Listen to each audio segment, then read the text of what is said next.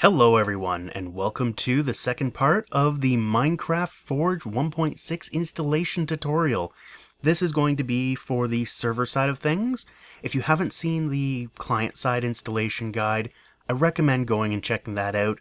I'll put a link in the description as well as I'll try to put an annotation on the screen. So, let's get into this, and what we did last time is we went and we installed this client. I've gone ahead and installed a couple more mods. I've installed Forge Multipart and NEI, just because I'm going to be using them later for something else. So, what we're going to do here is we're going to work with this server. I've created the server folder. This is where all the server files are going to be. Now, you can do a couple things. Easiest way, if you're not doing a client, if you're doing this on a dedicated server, then you're just going to want to run the Forge installer like we did the last time. So if you are just doing the server and you're not worrying about client-side stuff just yet, we'll go through this.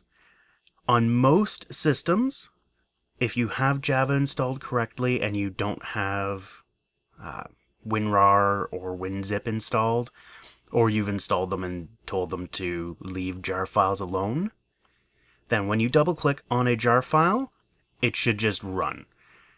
It should run properly as if nothing happened.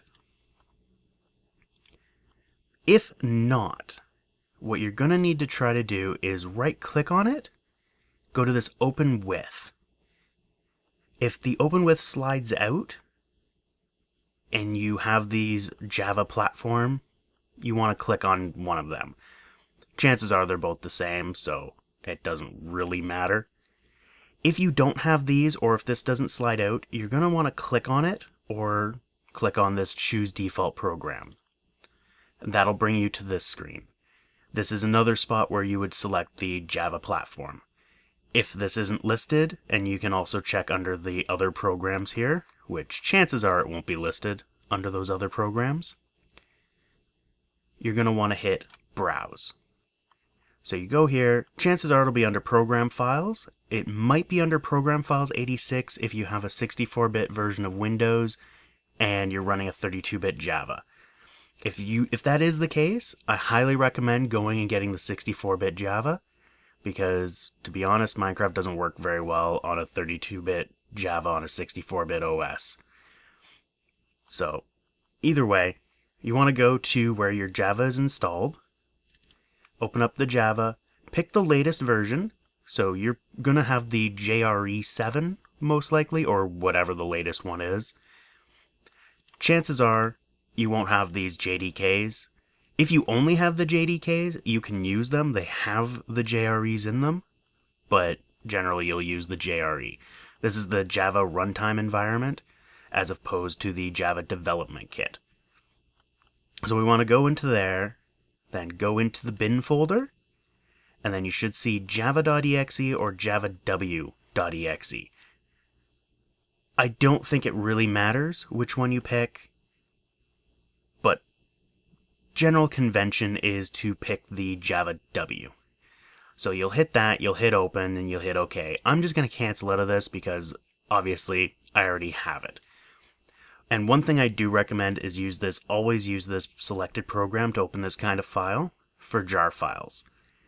This will save you from having to go through this in the future, because now you'll just double click on it and it'll launch. But that's up to you. That is entirely how you feel like doing it. So now we're pretty much at the same point we were in the previous episode where we did the client. So what we're going to do here is, instead of selecting the client and choosing the default Minecraft installation, we're going to install server, and we have to change this. So as you can see, it's nice and red, and there are already files in the target directory. So you want to go through, and it's got me all over the place. I have it under downloads and Forge, but you're going to put it wherever you're going to put the server.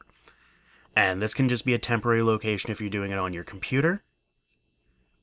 And then moving it over to a dedicated server It's wherever you decide to put it. It doesn't have a set location. So I'm putting it in the Forge server. Now, what I recommend before you start this, before clicking open, or actually you can click open, but before you click OK, is if you've already installed the client, what you want to do is you want to copy the library folder from the client onto the server. This will make this say that this is not empty, but it will save 1 time and 2 bandwidth both on your end and on Forge's end, because then it doesn't have to download those libraries again.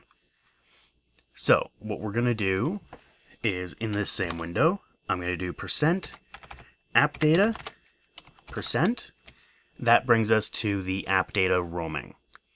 Then we're going into our .minecraft. Now this will change if you change the path during the client installation.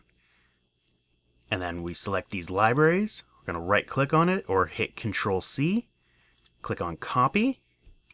And now we just have to go back to the Forge server, right click and paste or Control-V. And now we have all of these libraries here. And we can just hit OK to install the client. See, now there are already files at this target location. You can ignore that. You click OK, and it's going to download the correct Minecraft server version. And it will extract the Forge version. So this may take some time depending on your internet connection. There we go. And you can see successfully downloaded Minecraft server, downloaded 0 libraries. And that's really all there is to it. If you've set it up so you can just double click on a jar file, you can just double click on the Forge Universal, and bang, it is launching. Now you can see that it's created all of this stuff, and it's creating the world, but if you look in this login chat, is this gonna, no, it's not gonna expand. You'll see that it doesn't list anything mod related. It doesn't even list Forge, it's just saying Minecraft server. And that is because this window doesn't actually show all the logs. Basically the Forge stuff will never output to this. And this is taking an extremely long time to prepare spawn. Almost seems like it's locked up.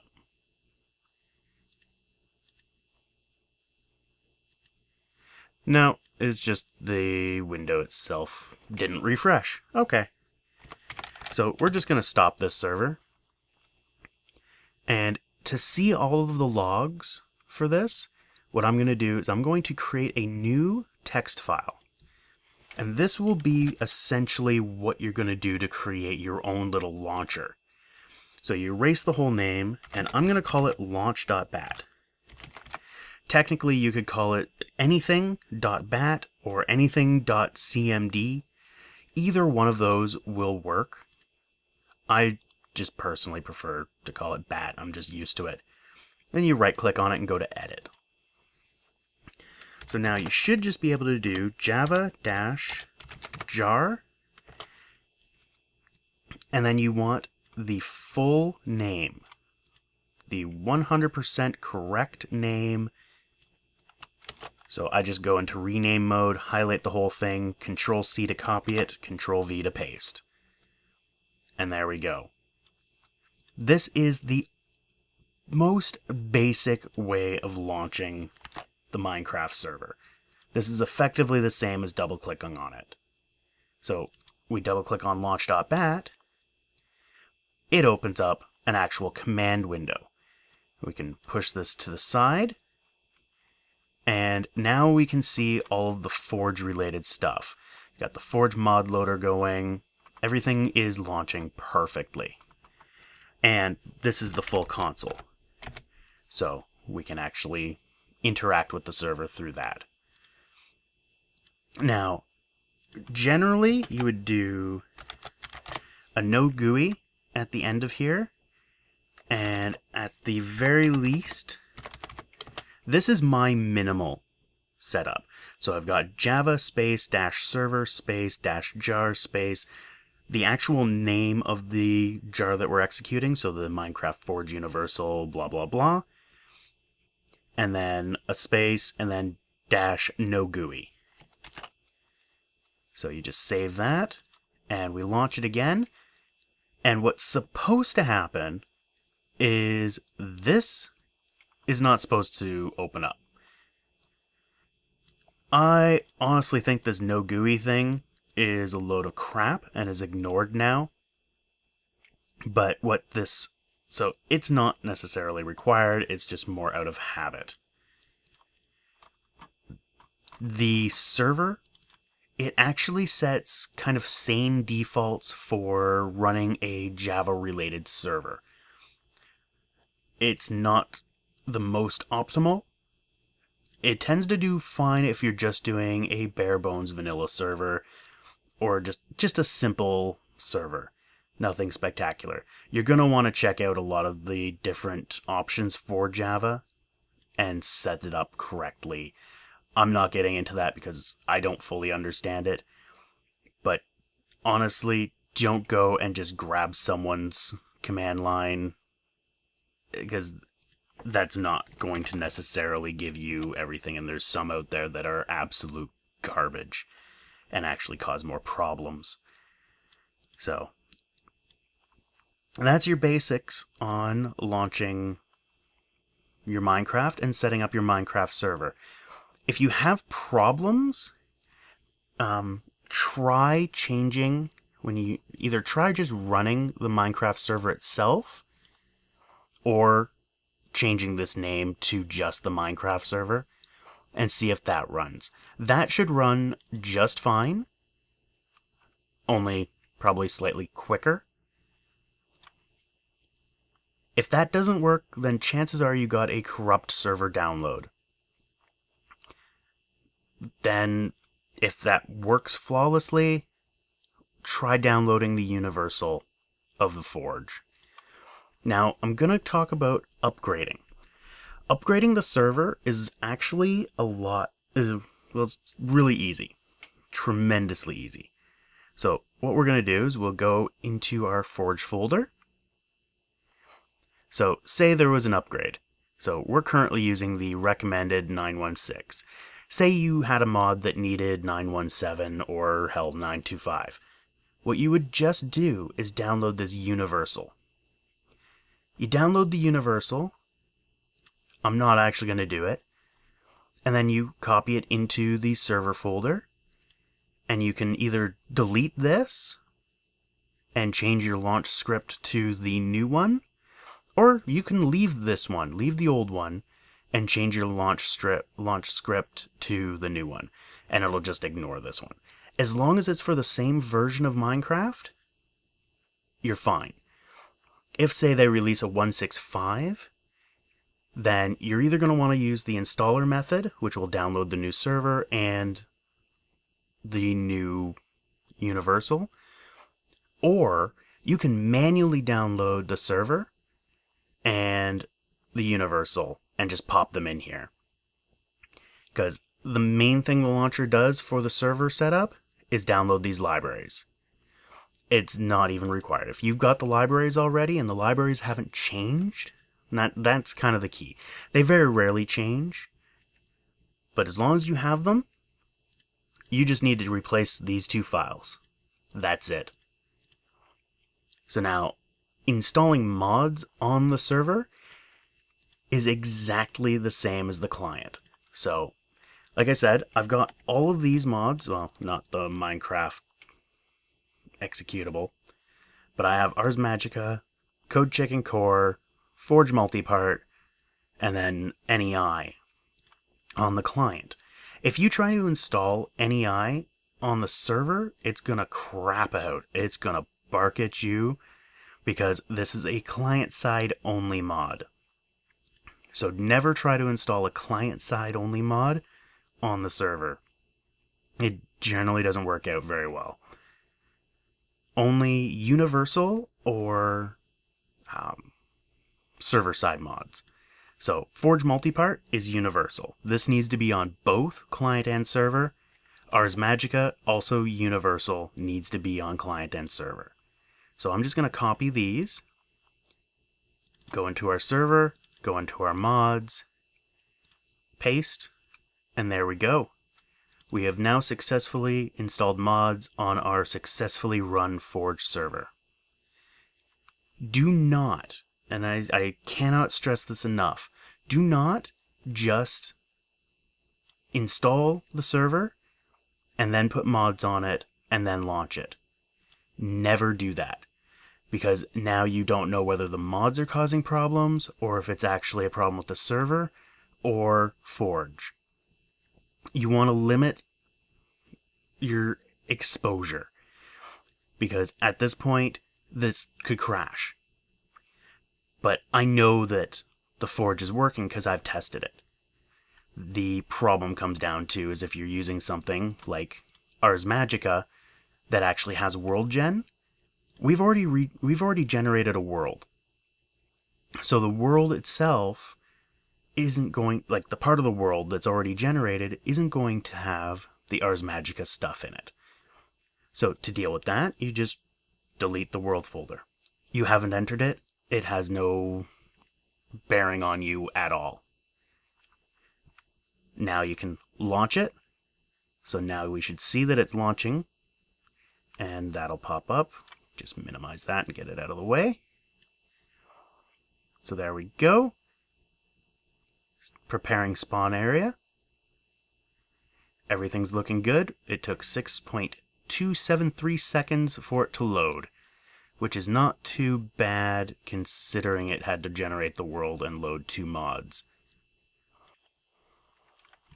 Okay, so we're now in this Forge 916 profile that we created previously. Click on play.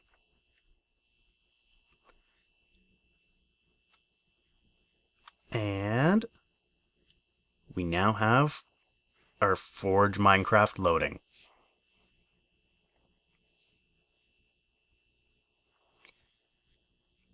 So we could easily go into single player. That's fine. If we check our mods, we have our Forge stuff, Code Chicken Core, NEI, Ars Magica 2, Forge Multipart, Multipart plugins, and Microblocks, which are just all part of Multipart.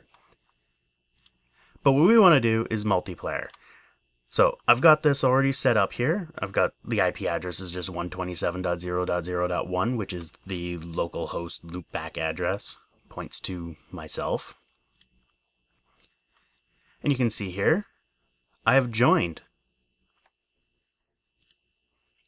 And here we are. We are in Minecraft with Ars Magica. Look, it's a dryad. Run dryad. And an It's an Is it from Umbridge? I don't know. So, that's all there is to it. If you're noticing the choppiness of the video right now, it's because of how I'm recording it and that I'm running the server on the client. And when you do that, things do weird things. Because at this point, it's running a lot of this stuff twice. Pretty much everything that you see move is calculated twice. So, yeah, performance takes a serious hit. Anyway, that is it. That's all I'm going to talk about with the server. Everything else you should either know already or easily be able to figure out via either looking at it or reading other tutorials. I don't think a video tutorial is an appropriate place to walk through different configs and whatnot. But anyway, I hope this was informative. I hope you've enjoyed this. Thank you all for watching. Don't feed avocados to parrots. Good advice. And you guys, take care.